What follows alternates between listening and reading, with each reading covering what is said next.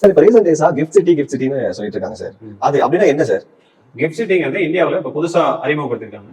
So இது name என்னன்னா Gujarat international fintech city.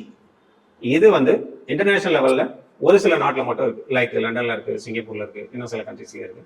இந்தியாவுக்கு ஃபர்ஸ்ட் டைமா இதை கொண்டு வந்திருக்காங்க. இது அகமதாபாத்ல இருக்கு.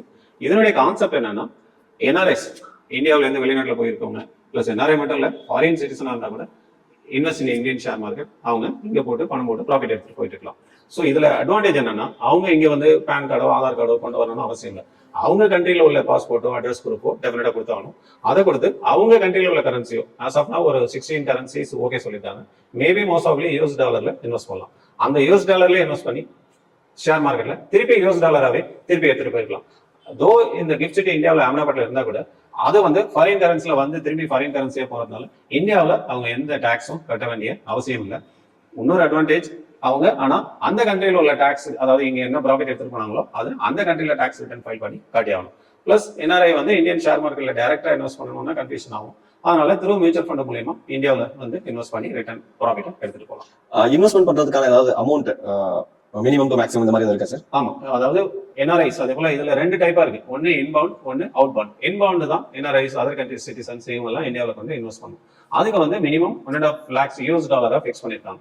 ஸோ நம்ம மதிப்புப்படி பார்த்தா கிட்டத்தட்ட அது $1.5 crore மேல போகும். அதனால அவங்க ஃபாரின்ல உள்ளவங்க இதை தாராளமா பண்ணலாம். ஸோ இது இல்ல இந்தியாவில் உள்ளவங்களே இன்வெஸ்ட் பண்ணலாம் அப்படின்னும் அதுக்கும் ப்ரொவிஷன் இருக்கு.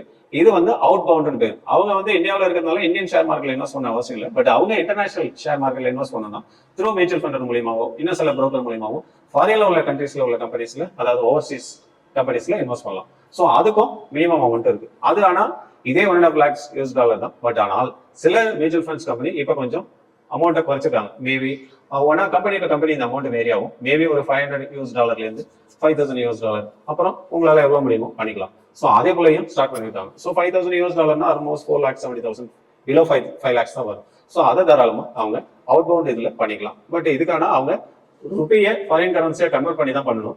அதனால இந்தியன் கவர்மெண்ட் ஒரு ரெஸ்ட்ரிக்ஷன் இங்க வச்சிருக்காங்க. மேக்ஸிமம் ஒரு வருஷத்துக்கு ஒரு பேன் நம்பர், அதாவது இந்தியாவில் உள்ளவங்க $2.5 lakhs மட்டும்தான் இன்வெஸ்ட் பண்ண முடியும். ஏன்னா இங்க இருந்து ஃபாரின் கரன்சி வெளியில போகக்கூடாதுன்னு ஒரு கண்டிஷனுக்காக. சார் நீங்க சொல்ற அமௌண்ட்லாம் வந்து பாத்தீங்கன்னா பெரிய அமௌண்டா இருக்கு. அப்ப சிறு முதலீட்டாளர்கள் இது பலனளிக்காதா அப்படின்னு தான் சொல்ல முடியும். இது டைரக்டா அப்படி சொல்ல முடியாது. ஏன்னா இதுல பிக்ஸ்டு அமௌண்டே யூஎஸ் டாலர்ல தான் இருக்கு. ஏன்னா ஒரு சில நிறுவனங்கள் தான் $500 சொல்லியிருக்காங்க. மோஸ்ட் ஆஃப் த நிறுவனங்கள் வந்து $5,000 இருந்து ஸ்டார்ட் பண்றதே அமௌண்ட். அப்படின்னா மினிமம் அமௌண்ட் இன்னைக்குள்ள யூஎஸ் டாலருக்கு கம்பேரிசன் அந்த எக்ஸ்சேஞ்ச் ரேட் பாத்தீங்கன்னா ஆல்மோஸ்ட் 475-4,80,000 தான் மினிமம் இன்வெஸ்ட் பண்ணி ஆகும். ஸோ அதனால இது ரொம்ப சிறுசா எஸ்ஐபில பண்றதுல அதுல பண்ண முடியாது.